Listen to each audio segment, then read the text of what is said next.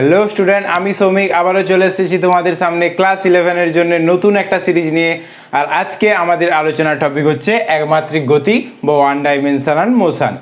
তোমাদের ক্লাস 11-এ একমাত্রিক গতি চ্যাপ্টারটায় যেই কনসেপ্ট আছে সেই কনসেপ্টগুলো কিন্তু এই সিরিজে আমি খুব ভালো করে পড়াবো এবং সেই কনসেপ্টগুলো রিলেটেড কিন্তু খুব ভালো ভালো প্রবলেম করাবো। তো যারা ওয়ান ডাইমেনশনাল মোশন বা একমাত্রিক গতি চ্যাপ্টারটা বুঝতে পারোনি বা বুঝতে অসুবিধা রয়ে গেছে বা এখনও পড়া শুরু করোনি, তারা আমার এই পুরো সিরিজটা ফলো করো।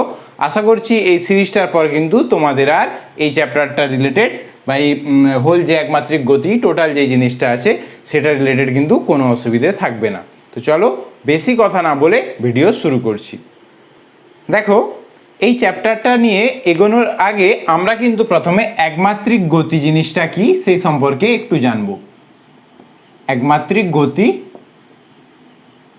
বা ওয়ান ডাইমেনশনাল মোশন জিনিসটা কি সেই সম্পর্কে জানবো একটু, ঠিক আছে? একটু বেসিক ইন্ট্রোডাকশন, একমাত্রিক গতি জিনিসটা কি বা বিভিন্ন গতিরতি এই জিনিসগুলো সম্পর্কে জানবো, দিয়ে কিন্তু এগোবো।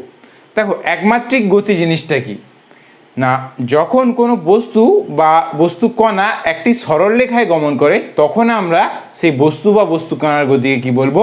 একমাত্রিক গতি। বুঝতে পারলে? যখন কোনো বস্তু কণা একটি সরল রেখায় গমন করে, কোনো বস্তুর সরল রৈখিক গতিকে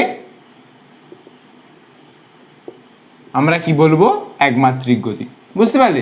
তাহলে দ্বিমাত্রিক গতি জিনিসটা কি না, দেখো, দ্বিমাত্রিক গতি জিনিসটা হচ্ছে যখন কোনো বস্তু বা বস্তুকণা একটি তলে গতিশীল হয়। কেমন?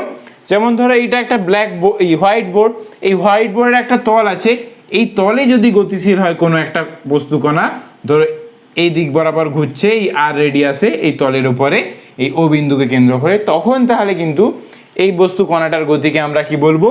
না, দ্বিমাত্রিক গতি। ঠিক আছে? একে আমরা দ্বিমাত্রিক নির্দেশতন্ত্র দ্বারা প্রকাশ করতে পারি, একটা এক্স একটা ওয়াই দ্বারা প্রকাশ করতে পারবো। দ্বিমাত্রিক নির্দেশতন্ত্র কি এই ভিডিওর পরেই আসে।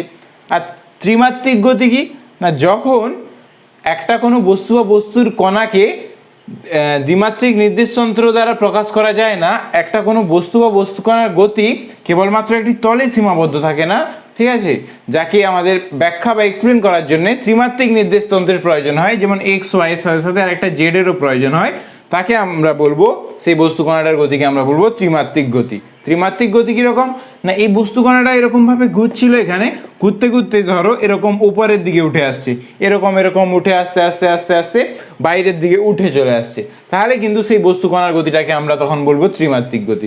বুঝতে পারলে? তাহলে একমাত্রিক গতি, দ্বিমাত্রিক গতি, ত্রিমাত্রিক গতি কি, এই জিনিসটা আশা করি তোমাদের ক্লিয়ার হলো। ঠিক আছে? একমাত্রিক গতি সম্পর্কে আমি তোমাদের এই কারণেই বললাম যে একমাত্রিক গতি হবে সেটাই না যখন কোনো বস্তু বা বস্তুকণা একটি সরল রেখায় গতিশীল থাকে। বুঝলে? এবারে এইখানে একমাত্রিক গতি চ্যাপ্টারটায় আমরা যেই জিনিসটা আলোচনা করব সেটা হচ্ছে কাইনেমেটিক্স। সেটা কি? কাইনেমেটিক্স। তোমরা বলবে স্যার একমাত্রিক গতি পড়াতে পড়াতে, ওয়ান ডাইমেনশনাল মোশন পড়াতে পড়াতে আবার কাইনেমেটিক্স কোথা থেকে চলে এলো? তো চলো এটা নিয়ে আগে জানি।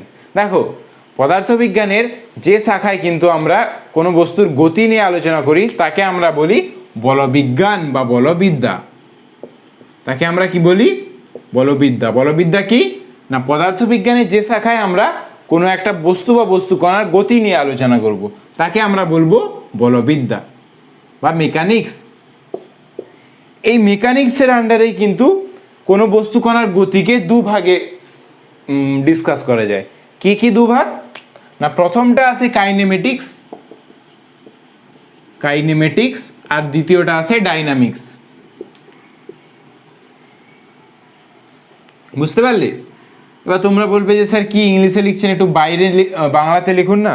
দেখো, এই বলবিদ্যাটা আমি বাংলাতে লিখলাম কিন্তু এই দুটো জিনিস আমি ইংলিশেই লিখলাম। কেন না, তোমরা ডিকশনারিতে যাবে, কাইনেমেটিক্স দেবে, ডাইনামিক্স দেবে, একটা মানে দেখাবে, একটা বই খুলবে, সেখানে কাইনেমেটিক্সের বেঙ্গলি মিনিং একটা দেখাবে, ডাইনামিক্সের বেঙ্গলি মিনিং একটা দেখাবে, তো তোমাদের কিন্তু একটা প্রচুর ডাউটের সৃষ্টি হবে। তার থেকে বেটার হবে এই জিনিসটা তোমাদের ইংলিশেই শিখে রাখো, এটাই বেটার হবে, কারণ এগুলো তো এক্সামে আসে না। এটা একমাত্রিক গতি সম্পর্কে আমরা বেসিক একটু ধারণার জন্য কিন্তু এই জিনিসগুলো পড়ছি, ঠিক আছে? এক্সামে আসবে না এই সমস্ত জিনিস যে কাইনেমেটিক্স কি, ডাইনামিক্স কি।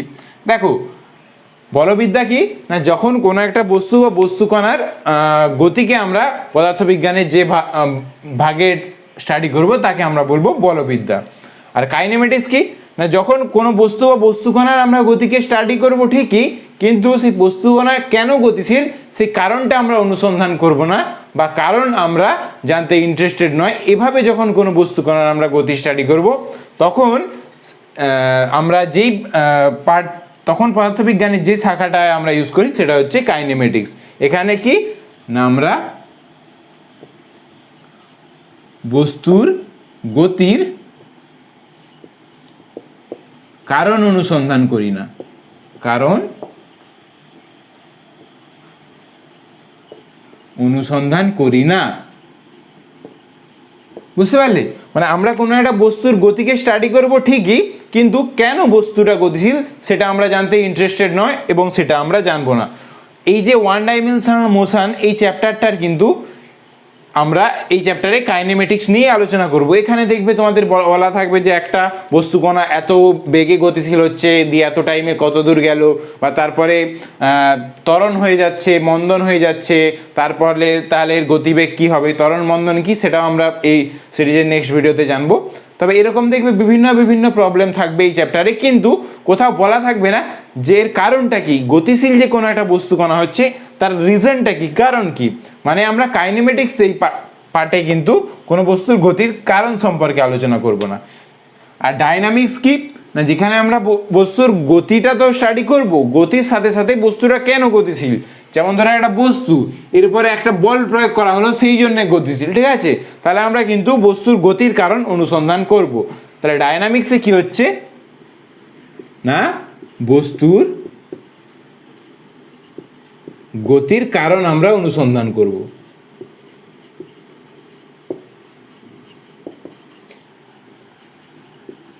ঠিক আছে, তাহলে একমাত্রিক গতি জিনিসটা কি না, কোনো বস্তুর সরলরৈখিক গতি বা একটা সরলরেখায় যদি কোনো বস্তু গতিশীল হয় তাকে আমরা বলি একমাত্রিক গতি। এবার এই একমাত্রিক গতিতে আমরা কোন জিনিসটাকে নিয়ে আলোচনা করব, একমাত্রিক গতি চ্যাপ্টারে আমরা আলোচনা করব কাইনেমেটিক্স নিয়ে। কি কাইনেমেটিক্স না, কাইনেমেটিক্স হলো মেকানিক্সের এমন একটা পার্ট যেখানে আমরা বস্তুর কণার গতি নিয়ে আলোচনা করব ঠিকই, কিন্তু গতির কারণ আমরা জানবো না বা কারণ অনুসন্ধান করব না। আর ডায়নামিক্স কি না, যেখানে আমরা বস্তুর গতি নিয়েও আলোচনা করব আর সেই গতিটার কারণ কি সেটা নিয়েও কিন্তু আমরা আলোচনা করব। বুঝতে পারলে? এরপরে আমরা চলে যাব যে স্থিতি আর গতি এই জিনিসটা কি। অনেকক্ষণ ধরেই তো চাইছি একমাত্রিক গতি গতি গতি, তাহলে স্থিতি জিনিসটা কি আর গতি জিনিসটা কি। দেখো একটা বাচ্চা ছেলেকেও জিজ্ঞাসা করলে বলে দেবে কিন্তু স্থিতি কি আর গতি কি। ঠিক আছে, স্থিতি আর গতি, রেস্ট অ্যান্ড মোশন। দেখো স্থিতি কি না, যদি সময়ের সাপেক্ষে কোনো বস্তু বা বস্তু কণার অবস্থানের পরিবর্তন না হয় তাহলে আমরা কি বলবো, যে সেই বস্তুটা স্থির আছে এবং সেই বস্তুর অবস্থাকেই আমরা বলবো স্থিতি।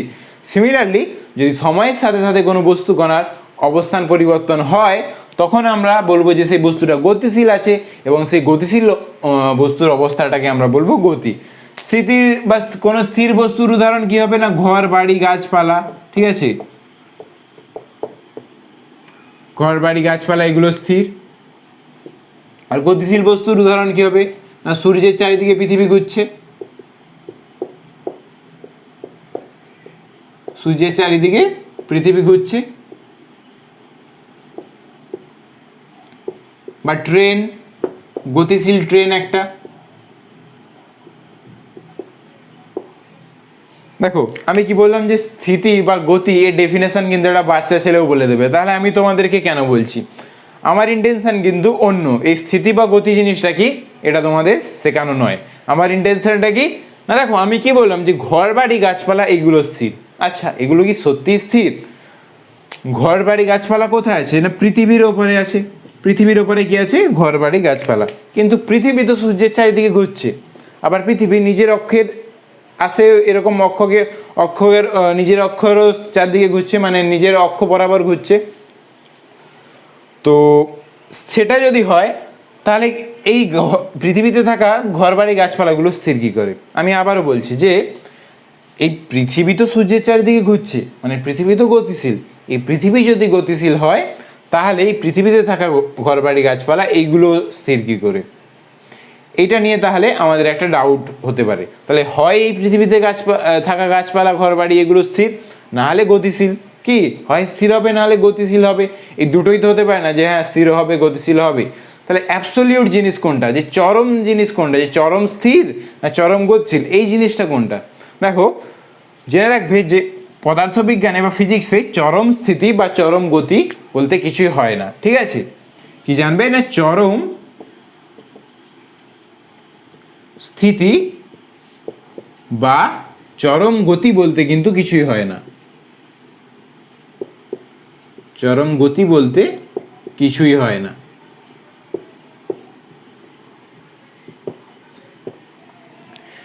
তাহলে এরকম আমাদের ডিফারেন্স হচ্ছে কেন? একবার আমরা বলছি স্থির, একবার আমরা বলছি গতিশীল। না, এখানে আমাদের নির্দেশতন্ত্রের ডিফারেন্স হয়ে যাচ্ছে। নির্দেশতন্ত্র জিনিসটা কি না, আমরা যখন ঘরবাড়ি গাছপালা এগুলোকে স্থির বলছি, তখন আমরা পৃথিবীতে থেকেই ঘরবাড়ি গাছপালা এগুলোকে স্থির বলছি। কি তাহলে আমরা দেখতে পাচ্ছি পৃথিবীতে দাঁড়িয়ে, আমরাও পৃথিবীতে দাঁড়িয়ে আছি, আমরাও তাহলে ঘুরছি, আর গাছপালাগুলোও ঘুরছে, সেই জন্য আমাদের গাছপালাগুলোকে স্থির মনে হচ্ছে। আবার আমরা যদি সেই ঘরবাড়ি গাছপালাগুলোকে পৃথিবীর বাইরে থেকে দেখি, তাহলে কিন্তু আমাদের মনে হবে যে পৃথিবীটা ঘুরছে। বুঝতে পারলে? তাহলে সমস্ত কিছুই কোন জিনিসটার উপর নির্ভর করে? নির্দেশতন্ত্রের উপর নির্ভর করে। সমস্ত কিছুই নির্দেশতন্ত্রের উপর নির্ভর করে। অ্যাবসলিউটভাবে বা চরমভাবে কিন্তু আমরা কিছুই বলতে পারি না যে কোনো জিনিস স্থির বা কোনো জিনিস গতিশীল। তোমাদের কিন্তু পরীক্ষায় প্রশ্ন দিয়ে দিতে পারে যে চরম স্থিতি বা চরম গতি বলতে কিছু হয় না, ব্যাখ্যা করো। তখন তোমরা এই পৃথিবীর উদাহরণটাও দিতে পারো বা এই একটা ট্রেনেরও উদাহরণ দিতে পারো, যে ধরো একটা ট্রেন ধরো একটা গতিশীল, ঠিক আছে, এর ভেতরে একটা লোক বসে আছে, এবং ট্রেনের বাইরে ধরো এখানে রাস্তা, এটা ট্রেন লাইন, ট্রেনের সাইডে রাস্তা, এখানে আর একজন দাঁড়িয়ে আছে। তাহলে এই লোকটা কি দেখবে যে এই ট্রেনটা গতিশীল, কিন্তু এই ট্রেনে বসে থাকা লোকটা কি দেখবে যে এই ট্রেনটা স্থির। ঠিক আছে, তাহলে এই ট্রেনটা স্থির না এই ট্রেনটা গতিশীল, কোনটা ঠিক? তখন তোমরা বলবে যে অ্যাবসলিউটভাবে চরমভাবে কিন্তু স্থিতি বা গতি বলতে কিছুই হয় না। সব কিছুই কিন্তু চরম না, কারো একটা সাপেক্ষে। কার সাপেক্ষে? নির্দেশতন্ত্রের সাপেক্ষে। এখানে এই রাস্তায় দাঁড়িয়ে থাকা ছেলেটার কাছে নির্দেশতন্ত্রটা হচ্ছে পৃথিবী।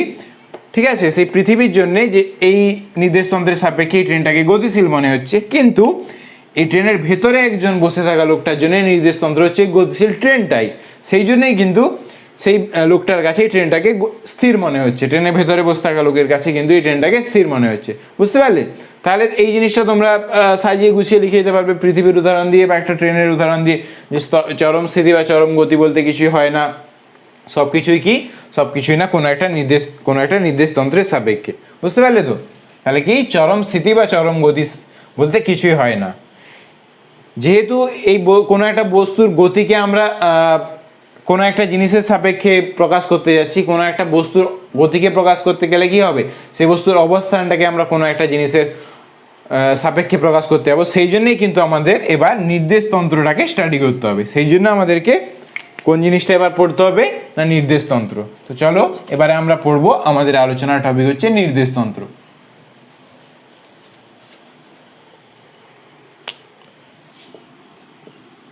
নির্দেশতন্ত্র ব্র্যাকেটে কি না রেফারেন্স ফ্রেম। Reference frame. এবার নির্দেশতন্ত্র বা রেফারেন্স ফ্রেম জিনিসটা কি না, একটু আগে বললাম না, যার সাপেক্ষে আমরা কোনো বস্তুর গতিটাকে বিবেচনা করছি। এখানে আমরা গতি বলবো না, এখানে আমরা বলবো অবস্থান। অবস্থান বিবেচনা করলেই তো তার গতি বিবেচনা করা হবে। কি তাহলে ডেফিনেশনটা লিখে নাও, যে যেই বস্তু বা বস্তু সমষ্টির সাপেক্ষে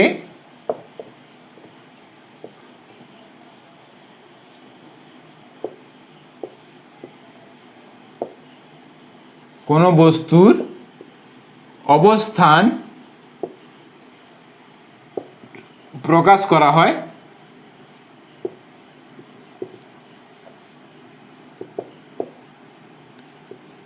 তাকে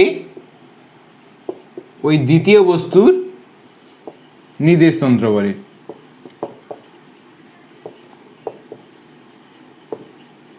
নির্দেশতন্ত্র বলে। তাহলে নির্দেশতন্ত্র কি না, যেই বস্তু বা বস্তু সমষ্টির সাপেক্ষে অন্য কোনো বস্তুর অবস্থান আমরা প্রকাশ করি, তখন সেই দ্বিতীয় বস্তুর নির্দেশতন্ত্রটাকে আমরা কি বলবো, যে যার সাপেক্ষে আমরা প্রকাশ করছি তাকেই ওই দ্বিতীয় বস্তুর নির্দেশতন্ত্র বলবো। বুঝতে পারলে? এটাই হলো নির্দেশতন্ত্র। এবার আমরা, আমাদের কাছে তো সবসময় বস্তু থাকবে না, আমরা মানে ম্যাথমেটিক্যাল বিভিন্ন ক্যালকুলেশন করার জন্য আমরা কিন্তু রেফারেন্স ফ্রেমকে কোনো বস্তু বা বস্তু সমষ্টি নেব না, আমরা কিছু ডায়াগ্রাম নিয়ে নেব। ঠিক আছে? সেই জন্যই তোমরা দেখতে পাবে যে এই নির্দেশতন্ত্রকে আমরা প্রকারভেদ করে নিয়েছি। কি কি প্রকারভেদ? এই নির্দেশতন্ত্রের আমরা এবার প্রকারভেদ দেখব। প্রথমটা কি না, কার্টেসীয় নির্দেশতন্ত্র। কার্টেসীয় নির্দেশতন্ত্র। সেকেন্ড কি না, পোলার নির্দেশতন্ত্র। পোলার নির্দেশতন্ত্র। আর তৃতীয়টা কি, গোলীয় নির্দেশতন্ত্র। গোলীয় নির্দেশতন্ত্র। এই নির্দেশতন্ত্রকেও কিন্তু আমরা তিন ভাগে ভাগ করে নিয়েছি। আবার এই কার্টেসীয় নির্দেশতন্ত্রকেও আমরা তিন ভাগে ভাগ করে নিই। কি কি না, একমাত্রিক, দ্বিমাত্রিক, আর একটা হচ্ছে ত্রিমাত্রিক। ঠিক আছে? এবার আমরা হঠাৎ নির্দেশতন্ত্র এই তিন ভাবে ভাগ করলাম কেন? কার্টেসিয়ানে কেন ভাগ করলাম, পোলারে কেন ভাগ করলাম, বা গোলীয়তে কেন ভাগ করলাম? আমরা তো এই যে কোনো এক প্রকার নির্দেশতন্ত্র দিয়ে কাজ চালিয়ে নিতে পারতাম। কি যে হ্যাঁ, আমাদের নির্দেশতন্ত্র দরকার কোনো একটা বস্তুর অবস্থান বা গতি বিবেচনা করার জন্য, ঠিক আছে, আমরা নির্দেশতন্ত্র নেব, কিন্তু আবার বিভিন্ন ধরনের কেন নির্দেশতন্ত্র নিচ্ছি? এটা আমরা কিন্তু প্রথমে তিন রকমের নির্দেশতন্ত্রটা আগে পড়ে নেই, যে তোমাদেরকে শেষে বলবো যে তিন ধরনের নির্দেশতন্ত্র আমরা কেন ব্যবহার করছি। তোমরা পরে পরে আরও অনেক ধরনের নির্দেশতন্ত্র সম্পর্কে জানতে পারবে, এই গোলীয় নির্দেশতন্ত্রকেই কিন্তু আরও ডিটেলসে জানতে পারবে। কিন্তু তার আগে কিন্তু আমরা জেনে নেই যে এই তিনটে নির্দেশতন্ত্র কি, অল্প অল্প জেনে নিই। তোমরা হায়ার ক্লাসে কিন্তু এগুলো আরো ডিটেলসে জানবে, কিন্তু এখন যতটা জানা দরকার তোমাদের ততটাই কিন্তু আমরা জানবো। ঠিক আছে? তো চলো, প্রথমে আমরা কার্তেসীয় নির্দেশতন্ত্র কি, তারপরে পোলার নির্দেশতন্ত্র কি, আর তারপরে গোলীয় নির্দেশতন্ত্র কি, জিনিসগুলো জেনে নিই।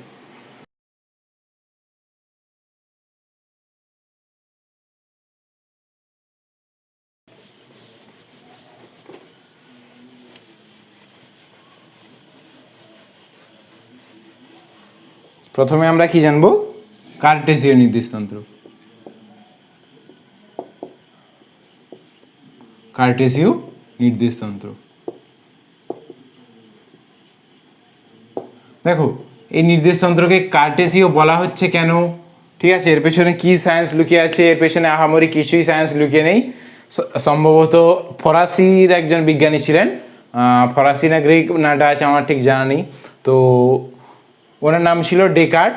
তো সেই নাম অনুসারে কিন্তু এর নাম হয়েছে কার্টেসীয় নির্দেশতন্ত্র। এর পেছনে কিন্তু আর কোনো সায়েন্স লুকিয়ে নেই। এই কার্টেসীয় নির্দেশতন্ত্রকে আমরা কি কি ভাগে ভাগ করা যায় বলেছিলাম না, একমাত্রিক নির্দেশতন্ত্র, দ্বিমাত্রিক আর ত্রিমাত্রিক।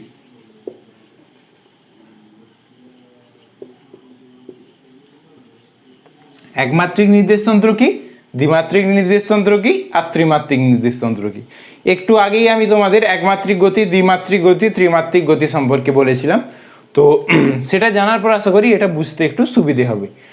একমাত্রিক নির্দেশতন্ত্র কি না, যখন একটি সরল রেখায় যে কোনো বস্তু কণার অবস্থান আমাদেরকে নির্দেশ করতে হয়, তখন যে নির্দেশতন্ত্রের আমাদের প্রয়োজন হয় তাকে আমরা বলবো একমাত্রিক নির্দেশতন্ত্র বা ওয়ান ডাইমেনশনাল রেফারেন্স ফ্রেম। কিভাবে আমরা নির্দেশ করব যে কোনো একটা বস্তু কণাকে একটা সরলরেখার মধ্যে? না, একটা আমরা মূল বিন্দু দেব ও, ঠিক আছে, এই কণাটা ধরো একটা এত দূরে আছে, সেই ডিস্টেন্সটাকে আমরা ধরে নিলাম এক্স। তাহলে আমরা একটি মাত্র স্থানাঙ্ক এক্স এর সাহায্যেই কিন্তু একটা সরলরেখার মাধ্যমে একটি সরলরেখায় উপর অবস্থিত যে কোনো বস্তু কণার আমরা অবস্থান সূচিত করতে পারি। ঠিক আছে? তাহলে একমাত্রিক নির্দেশতন্ত্র কি না, একটি সরলরেখায় যে কোনো বস্তু কণার অবস্থান সূচিত করার জন্য যে নির্দেশতন্ত্রের প্রয়োজন হয় তাকে আমরা বলবো একমাত্রিক নির্দেশতন্ত্র। একমাত্রিক নির্দেশতন্ত্রের কেবলমাত্র একটি স্থানাঙ্ক থাকে, সেটা কি না এখানে এক্স আছে, ওয়াইও ধরতে পারো, জেডও ধরতে পারো। কিভাবে আমরা একমাত্রিক নির্দেশতন্ত্রে একটা কোণার অবস্থানকে সূচিত করতে পারি না, একটা আমরা মূল বিন্দু ধরে নেই ও এই মূল বিন্দু থেকে কেবলমাত্র একটি দূরত্বের মাধ্যমে আমরা যে কোনো একটা বস্তু কণার অবস্থান সূচিত করতে পারি। এটা এক্স, এক্সটা 1 সেমিও হতে পারে, ধরো এটা 1 সেমিতে আছে, বা 2 সেমিও হতে পারে, এখানে থাকলে 2 সেমিও হতে পারে, যে কোনো হতে পারে। এখানে আমরা কি দেখছি না একটা বস্তু কণা যেখানেই থাকুক না কেন কেবলমাত্র আমরা একটি সরল রেখার যে কোনো বিন্দুতে যে কোনো বস্তু কণার অবস্থান আমরা একমাত্রিক নির্দেশতন্ত্র দ্বারা প্রকাশ করে দিই। ত্রিমাত্রিক নির্দেশতন্ত্র কি না একটি তলে বস্তু কণা কোথায় অবস্থিত সেটা নির্ণয় করার জন্য বা সেটা প্রকাশ করার জন্য বা সেটা আমাদের বিবেচনা করার জন্য যে নির্দেশতন্ত্রের দরকার হয় তাকে আমরা বলি দ্বিমাত্রিক নির্দেশতন্ত্র। দ্বিমাত্রিক নির্দেশতন্ত্র কি না একটি তলে বস্তু কণা কোথায় আছে, ধরো এটা একটা তল, ঠিক আছে, এই তলে আমি বললাম এইখানে একটা বস্তু কণা আছে, আমি কি করে বলবো, বললাম যে এই বস্তু কণাটা আছে, আমার সামনের জনকে বোঝাতে চাই, কি সামনের জনকে বোঝাতে চাই যে এই বস্তু কণাটা এখানে আছে বা একটা বস্তু এখানে আছে, কিভাবে বোঝাতে চাইবো, তাহলে আমরা যে নির্দেশতন্ত্রের মাধ্যমে বোঝাতে চাই তাকে আমরা বলি দ্বিমাত্রিক নির্দেশতন্ত্র। দ্বিমাত্রিক নির্দেশতন্ত্রটা কিরকম হয় দেখো, দ্বিমাত্রিক নির্দেশতন্ত্রতে আমরা দুটো অক্ষ বিবেচনা করি, এইটা ধরো দুটো অক্ষ, একটা মূল বিন্দু থাকে, এটা ধনাত্মক এক্স অক্ষ, এটা ধনাত্মক ওয়াই অক্ষ, এটা ঋণাত্মক ওয়াই অক্ষ, এটা ঋণাত্মক এক্স অক্ষ। কি এই দুটো অক্ষ বিবেচনা করি যারা পরস্পর 90 ডিগ্রি কোণে থাকে, এবং এই অক্ষের মাধ্যমে কিন্তু দুটো অক্ষের মাধ্যমে আমরা একটা বস্তু কণার অবস্থানকে প্রকাশ করতে পারি। কিভাবে, ধরো একটা বস্তু কণা আছে এখানে, এটা হচ্ছে পি, এই বস্তু কণাটাকে আমরা কি করে প্রকাশ করব না, এই ও বিন্দু থেকে আমরা একটা দূরত্ব গেলাম এর সোজা বরাবর, ধরলাম এক্স, এবং এখান থেকে এই বস্তু কণা বরাবর একটা দূরত্ব গেলাম, ধরলাম ওয়াই।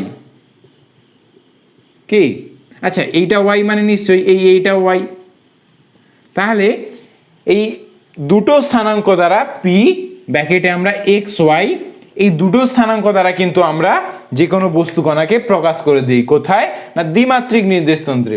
তাহলে দ্বিমাত্রিক নির্দেশতন্ত্রটা কি না একটি সমতলে কোনো বস্তু কণার অবস্থান নির্ণয় করার জন্য বা প্রকাশ করার জন্য অবস্থান কোথায় সেটা প্রকাশ করার জন্য যে নির্দেশতন্ত্রের প্রয়োজন হয় তাকে আমরা বলি দ্বিমাত্রিক নির্দেশতন্ত্র। দ্বিমাত্রিক নির্দেশতন্ত্র কীরকম, আমরা দুটো পরস্পর 90 ডিগ্রি অ্যাক্সিস নিয়ে অক্ষ নিই, তাই ধরলাম একটা বস্তু কণা যেটা এখান থেকে এক্স অক্ষ বরাবর 1 সেমি দূরে আছে আর ওয়াই অক্ষ বরাবর 2 সেমি দূরে আছে, তাহলে আমরা কিরকম প্রকাশ করি না পি 1 2 দ্বারা প্রকাশ করি। এবার এখানে 1 সেমি 2 সেমি না থেকে তো বিভিন্ন যে কোনো মানই থাকতে পারে, সেই জন্য আমরা জেনারেলি কিরকম ভাবে প্রকাশ করি, পি ব্র্যাকেটে এক্স ওয়াই, বুঝতে পারলে, পি ব্র্যাকেটে এক্স আর ওয়াই। এই এক্স ওয়াই এই দুটি মাত্র স্থানাঙ্ক দ্বারা কিন্তু দ্বিমাত্রিক নির্দেশতন্ত্রে যে কোনো বস্তু কণার অবস্থানকে সূচিত করা হয়, বুঝতে পারলে। আচ্ছা এবার হঠাৎ যদি বলে যে মূল বিন্দু থেকে এই কণাটা কত দূরে আছে সেটা বার করো, সেটা আমরা কিভাবে বার করব, ধরো আর দূরত্বে আছে, ধরো আর দূরত্বে আছে, তাহলে আমরা কিভাবে বার করব কত দূরে আছে, না আমরা বের করব কিভাবে, এটা একটা সমকোণী ত্রিভুজ যার এটা 90 ডিগ্রি। কি এবার আমরা কি জানি অতিভুজ স্কয়ার সমান লম্ব স্কয়ার প্লাস ভূমি স্কয়ার, তাহলে এখানে আরটা তো অতিভুজ, তাহলে আর এর মান কত হবে, আর সমান √, x square plus y square, x square plus y square হয়ে গেল। এই যে তাহলে মূল বিন্দু থেকে কোন কণার দূরত্ব কত সেটা কিভাবে বার করবো, এই সূত্রের সাহায্যে, আর সমান √, x square plus y square. এটা কোথা থেকে এলো না সমকোণী ত্রিভুজের অতিভুজ স্কয়ার সমান লম্ব স্কয়ার প্লাস ভূমি স্কয়ার থেকে। আরটা যেহেতু অতিভুজ অতএব আর স্কয়ার সমান হতো x square plus y square, r সমান হবে √, x square plus y square. তাহলে দ্বিমাত্রিক নির্দেশতন্ত্র কি বুঝতে পারলে। এবার হচ্ছে ত্রিমাত্রিক নির্দেশতন্ত্র। ত্রিমাত্রিক নির্দেশতন্ত্র, ত্রিমাত্রিক নির্দেশতন্ত্র কি না একটা ত্রিমাত্রিক দেশে একটা কোনো বস্তু কণা কোথায় আছে সেটা বিবেচনা করার জন্যে বা সেটা প্রকাশ করার জন্যে আমাদের যে নির্দেশতন্ত্রের প্রয়োজন হয় তাকে আমরা বলবো ত্রিমাত্রিক নির্দেশতন্ত্র বা 3 ডাইমেনশনাল রেফারেন্স ফ্রেম। 3D মানে 3 dimensional reference frame. 3 dimensional reference ফ্রেমে আমাদের তিনটে অক্ষ চাই, যেমন দ্বিমাত্রিক নির্দেশতন্ত্রে দুটো অক্ষ ছিল এক্স ও ওয়াই, বা একটা এক্স অক্ষ একটা ওয়াই অক্ষ, আর সেই ত্রিমাত্রিকে কি চাই, আর একটা জেড অক্ষ চাই। আমি এখানে এটাকে এক্স নাম দিচ্ছি, এটাকে ওয়াই নাম দিচ্ছি, এটাকে জেড নাম দিচ্ছি। তোমরা চাইলে তোমাদের নিজের মতো নামকরণ করতে পারো। দেখো এইটা কিন্তু একটা 3D চিত্র, 3D চিত্র। তো তোমরা যদি বুঝতে চাও কি করবে না, তোমাদের বাড়ির দুটো দেয়াল যেখানে যোগ হচ্ছে সেটা দেখবে, কি সেটা দেখলে কি পেয়ে যাবে, জেড আর ওয়াই পেয়ে যাবে, আর তার সাথে এক্স একটা আছে, বুঝতে পারলে? মানে এক্স আর ওয়াই, মানে তুমি মেঝের দিকে তাকাবে, এই যে যে দুটো দেয়াল যোগ হচ্ছে, একটা এক্স আর একটা ওয়াই, আর হাইটটাকে কি নিয়ে নেবে, জেড। এভাবে কিন্তু তোমরা ভিজুয়ালাইজ করতে পারো জিনিসটাকে। এখানে ধরো একটা কোণা আছে পি, আমরা কিভাবে প্রকাশ করব? এই পিটা কিন্তু এই তলটাতে নেই, ঠিক আছে, এই তলটাতে নেই, এটা কিন্তু পিটা এরকম ভাসছে উপরে, বুঝতে পারলে? একটা 3D ডায়াগ্রামে ভাসছে, মানে একটা এরকম আছে, দেখো আমি দেখাচ্ছি, এইরকম আর এই রকমের সাথে সাথে এরকম আর এরকমের সাথে সাথে আরেকটা কিন্তু এই রকমও আছে, আর এইখানে কণাটা আছে, বুঝতে পারলে? তো এই কণাটা কিন্তু প্লেনে নেই। তাহলে এইটাকে আমরা কিভাবে প্রকাশ করব? এটাকে আমরা তিনটে, এর জন্য এক্স আর ওয়াই এর সাথে সাথে জেডেরও প্রয়োজন হয়। ধরো এই এক্স অক্ষ বরাবর আমরা এই ডিস্টেন্সটা এলাম, বুঝতে পারলে? এক্স ডিস্টেন্স এলাম। ওয়াই অক্ষ বরাবর কিন্তু আমরা ওয়াই ডিস্টেন্স এলাম, আর জেড অক্ষ বরাবর কিন্তু জেড ডিস্টেন্স এলাম। তাহলে কিন্তু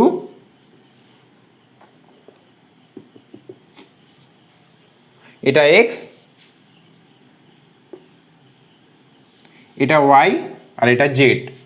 এটা এক্স আর এটা ওয়াই, এটা যদি জেড হয় তাহলে পি সমান কত হবে, এক্স ওয়াই জেড। মানে পি সমান না, এই পিটাকে এক্স আর ওয়াই আর জেড এই তিনটে বিন্দু দ্বারা প্রকাশ করা হয়। তাহলে আমরা ত্রিমাত্রিক দেশে একটা বিন্দুকে প্রকাশ করার জন্য আমাদের এক্স ওয়াই জেড এই তিনটে কোঅর্ডিনেটের প্রয়োজন হয়, এই তিনটে স্থানাঙ্কর কিন্তু প্রয়োজন হয়, ঠিক আছে? এই তিনটে স্থানাঙ্ক আমি এখানে কিভাবে দেখালাম না, এক্স অক্ষ বরাবর এক্স ডিস্টেন্সটা আসছি, ওয়াই অক্ষ বরাবর এই ডিস্টেন্সটা যাচ্ছি, মানে এক্স অক্ষ বরাবর এটা গেলাম এক্স, ওয়াই অক্ষ বরাবর এটা গেলাম ওয়াই, আর জেড অক্ষ বরাবর এটা গেলাম, মানে এইটা এই বরাবর জেড ডিস্টেন্স গেলাম। তাহলে আমরা সেই কণাটাকে খুঁজে পাচ্ছি। তাহলে কিন্তু আমাদের ত্রিমাত্রিক নির্দেশতন্ত্রটা তোমরা বুঝতে পারলে, যেখানে তিনটে স্থানাঙ্কর দ্বারা প্রকাশ করা হয়।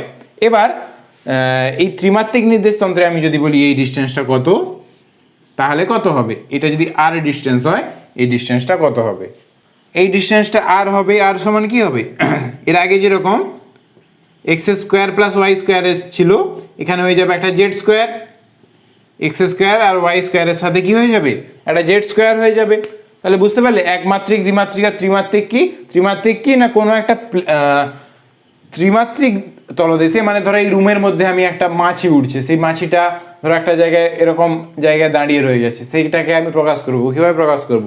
তখন তুমি একটা দেয়ালের এই যে তলটা আছে সংযোগের, ওটাকে একটা নির্দেশতন্ত্র বলে দিলে, দিয়ে সেখানে প্রকাশ করতে পারো যে এক্স অক্ষ বরাবর এলে, ওয়াই অক্ষ বরাবর এলে, জেড অক্ষ বরাবর এলে, দিয়ে যেখানে তুমি মাছিটাকে খুঁজে পাবে সেটাই সেই মাছিটার স্থানাঙ্ক, যেটাকে আমরা এই তিনটে দরকার হচ্ছে, একটা এক্স, একটা ওয়াই, একটা জেড। তাহলে বুঝতে পারলে একমাত্রিক, দ্বিমাত্রিক আর ত্রিমাত্রিক কি, কার্তেশীয় নির্দেশতন্ত্র কি। আশা করি এই জিনিসটা তোমাদের ক্লিয়ার হয়েছে। এরপরে আমরা কি করব না, পোলার নির্দেশতন্ত্র। এরপরে কি করব, পোলার নির্দেশতন্ত্র।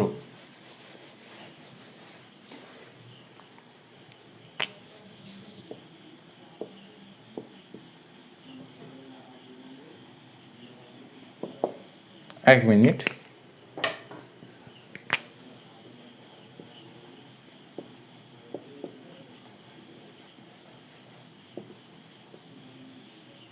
পোলার নির্দেশতন্ত্র। পোলার নির্দেশতন্ত্র কি না, যখন আমরা কোনো একটা বস্তু কণার অবস্থানকে একটা দূরত্ব আর একটা কোণের মাধ্যমে প্রকাশ করি, তখন আমরা তাকে বলবো পোলার নির্দেশতন্ত্র। বুঝতে পারলে? ধরো ও এক্স আর ওয়াই, এখানে আমি বলে দিলাম যে একটা কণা যেটা ও বিন্দু থেকে 5 সেন্টিমিটার দূরে আছে এবং 45 ডিগ্রি কোণে আছে, তাহলে আমি পেয়ে যাব সেই কণাটা কোথায় না, 45 ডিগ্রি বরাবর একটা 5 সেন্টিমিটার রেখা টানলেই পেয়ে যাব কি। তাহলে যখন আমরা কোনো বস্তু কণাকে একটি দূরত্ব এবং একটি কোণের মাধ্যমে প্রকাশ করব একটা বস্তু কণার অবস্থানকে, যেই নির্দেশতন্ত্রে আমরা একটা দূরত্ব আর একটা কোণের মাধ্যমে প্রকাশ করব, সেই নির্দেশতন্ত্রকে আমরা কি বলবো? পোলার নির্দেশতন্ত্র। এখানে আমি 5 সেমি 45 ডিগ্রি না লিখে আমি লিখছি আর দূরত্বে থিটা কোণে, তাহলে কি লিখবো? P R theta. মনে রাখবে এই পোলার নির্দেশতন্ত্রটাও কিন্তু 2 ডাইমেনশন এখানে, ঠিক আছে? এটাও কিন্তু দ্বিমাত্রিক। একটা দ্বিমাত্রিক দেশে বা একটা তলে একটা কণা কোথায় আছে সেটা আমি যেরকম কার্টেসীয়তে দ্বিমাত্রিক নির্দেশতন্ত্র দ্বারা বলতে পারি, তেমনি এখানে কিন্তু পোলার নির্দেশতন্ত্র দ্বারাও বলতে পারি, ঠিক আছে? তাহলে এই পি আর থিটা, এখানে আমি আর ডিস্টেন্সে যাব, কোন অ্যাঙ্গেলে এই আর ডিস্টেন্সটা থাকবে? না থিটা অ্যাঙ্গেলে, ঠিক আছে? তাহলে পি আর থিটা দ্বারা কিন্তু প্রকাশ করা যায়। বুঝতে পারলে? তাহলে পোলার নির্দেশতন্ত্র কি না, যখন যেই নির্দেশতন্ত্রে কোনো সমতলে অবস্থিত কোনো বিন্দুর অবস্থান একটি মাত্র দূরত্ব আর একটি রেখা আর একটি কোণ দ্বারা প্রকাশ করা হয়, তখন তাকে বলা হয় পোলার নির্দেশতন্ত্র।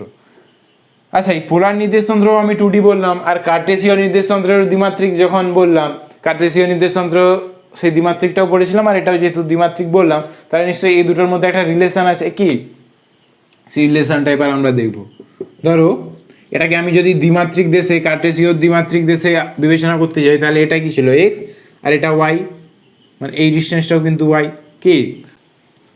আচ্ছা, আমি একটু আগে তোমাদেরকে কি বললাম না, দ্বিমাত্রিক দেশে বা 2Dতে পোলার নির্দেশতন্ত্রের সাহায্যে কোনো বস্তুর অবস্থানকে প্রকাশ করা যায়, আর কার্টেসিয়ানেও কিন্তু আমরা 2D নির্দেশতন্ত্র দেখেছি।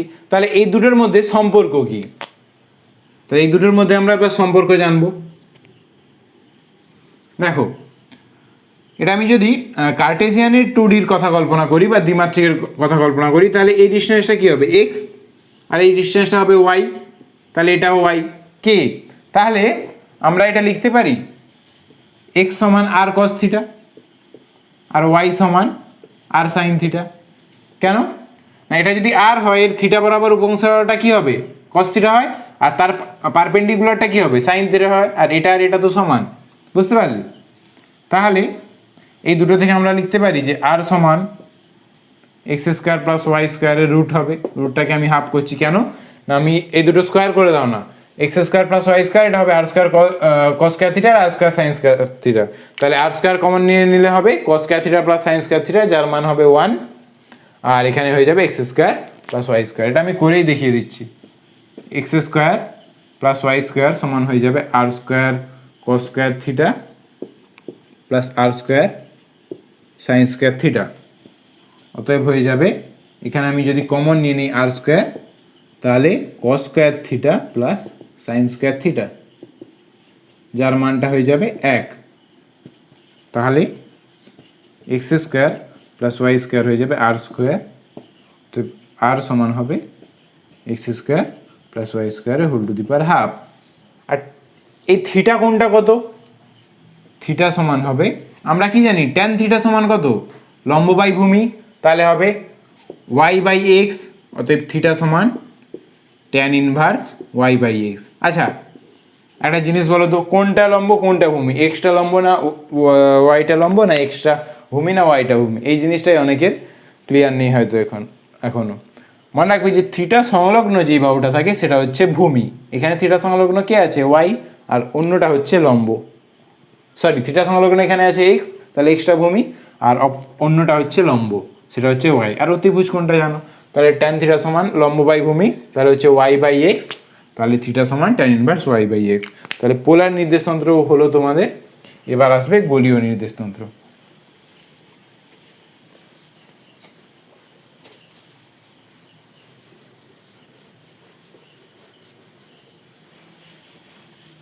আমরা আসি আমাদের শেষ টপিকে, যেটা হচ্ছে গোলীয় নির্দেশতন্ত্র। গোলীয় নির্দেশতন্ত্র বা স্ফেরিক্যাল ফ্রেম অফ রেফারেন্স।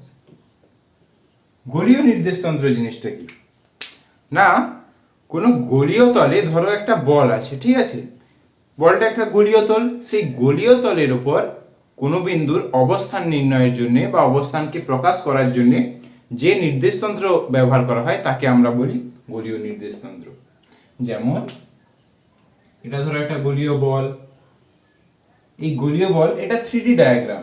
এই গোলীয় তলের বিন্দুটা এখানে আছে, এখানে আছে, এখানে আছে, না সেই পেছন দিকে যেটা তোমরা দেখতে পাচ্ছ না তার এখানে আছে, না এখানে আছে, না এখানে আছে, এভাবে একটা যে কোনো জায়গায় কোনো বিন্দু বা কোনো বস্তু থাকতে পারে। তো সেখানে সেই বিন্দুটাকে ডিনোট করার জন্য, তার অবস্থানটাকে প্রকাশ করার জন্য আমাদের যে নির্দেশতন্ত্রের প্রয়োজন হয় তাকে আমরা কি বলবো? গোলীয় নির্দেশতন্ত্র। বুঝতে পারলে? আচ্ছা, এই গোলীয় নির্দেশতন্ত্রেও কিন্তু আমাদের 3টি স্থানাঙ্কের প্রয়োজন হয়। গোলীয় নির্দেশতন্ত্রে কোনো বস্তু কণার অবস্থানকে সূচিত করার জন্য 3টি স্থানাঙ্কের প্রয়োজন হয়। কি কি? একটা হলো আর, একটা হলো থিটা, একটা হলো ফাই। মানে তোমরা বুঝতে পারছো যে স্ফেরিক্যাল পোলারে যেরকম আর আর থিটা হলে হয়ে যায়, মানে একটা লেন্থ আর একটা অ্যাঙ্গেল, একটা দৈর্ঘ্য আর একটা কোণ হলে হয়ে যায়। তো এখানে কিন্তু একটা দৈর্ঘ্য আর একটা কোণের সাথে সাথে আরো একটা কোণ লাগে। কেন আরো একটা কোণ লাগে? কারণ এমনি পোলার, নর্মাল পোলার আর থিটা ছিল দ্বিমাত্রিক, ঠিক আছে, আর এটা হচ্ছে ত্রিমাত্রিক বা 3D। ত্রিমাত্রিক দেশে কোনো অবস্থান, কোনো বিন্দু কণার অবস্থান বা তার গতিবেগ কিন্তু গোলীয় নির্দেশতন্ত্রের সাহায্যে প্রকাশ করা যায়। বুঝতে পারলে? ত্রিমাত্রিক কেন তোমরা বুঝতেই পেরেছো, কারণ একটা বল তো 3D ডায়াগ্রাম। কি 2D হলে এটা কি হতো? 2D হলে এটা একটা মানে ফ্ল্যাট কোনো সারফেস হতো। বুঝতে পারলে তো? একটা থালা টাইপের যে কোনো কিছু হতো।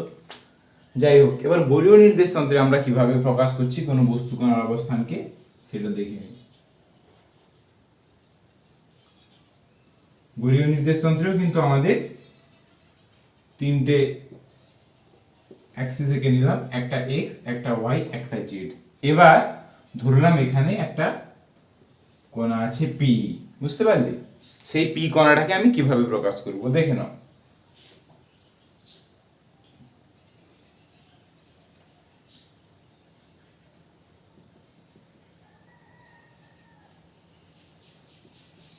এইটা কোন প্লেন বুঝতে পেরেছো? এটা ধরো আমি তোমাকে ভেতরের প্লেনটা দেখাচ্ছি, যে এক্স ওয়াই যে অ্যাক্সিসটা আছে, এক্স ওয়াই প্লেন এটা। বুঝতে পারলে? এটা এক্স ওয়াই প্লেন, এটা এক্স ওয়াই প্লেনটা আমি এঁকে দেখালাম। এবারে ধরো এখানে একটা আছে পি। 3টে কোঅর্ডিনেটের প্রয়োজন। কি? প্রথমটা হচ্ছে আর। আর কোনটা? না, ও থেকে কত দূরে অবস্থিত। ঠিক আছে, ধরো বলটা, একটা বলের উপরে একটা বিন্দু আছে, সেটা 5 সেমি বলের উপরে একটা বিন্দু থাকতে পারে, এরকম একটা 5 সেমি বল, তার থেকে 10 সেমি বলের উপরে একটা বিন্দু থাকতে পারে। তাহলে সেই বিন্দুটার দূরত্ব কত, মানে সেই বলটার কেন্দ্র থেকে তার সারফেসে দূরত্ব, মানে বলের উপরের তলটার দূরত্ব কত, সেটা আমরা কি দ্বারা প্রকাশ করি? আর দিয়ে। ঠিক আছে। সেকেন্ড যে জিনিসটা আমরা প্রকাশ করি সেটা হচ্ছে জেড এর সঙ্গে এটা কত কোণ করে আছে, সেটা আমরা প্রকাশ করি থিটা দিয়ে। বুঝতে পারলে? আর থিটা, আর থিটা, তাহলে থিটাটা কি না জেড এর সঙ্গে কোণ করে আছে, মানে এইটা, এই পি বিন্দুটা এখানে না থেকে এখানেও তো থাকতে পারতো। কি? তখন থিটাটা কিন্তু আরো কমে যেত, এইখানে থাকতে পারতো, তখন থিটাটা আর একটু বাড়তো, এইখানে থাকতে পারতো, থিটাটা আরো একটু বাড়তো। বুঝতে পেরেছো তো? মানে এইখানের বিন্দু, এখানের বিন্দু, এখানের বিন্দু কিভাবে আর আর থিটা দিয়ে প্রকাশ করা যায়। বুঝলে?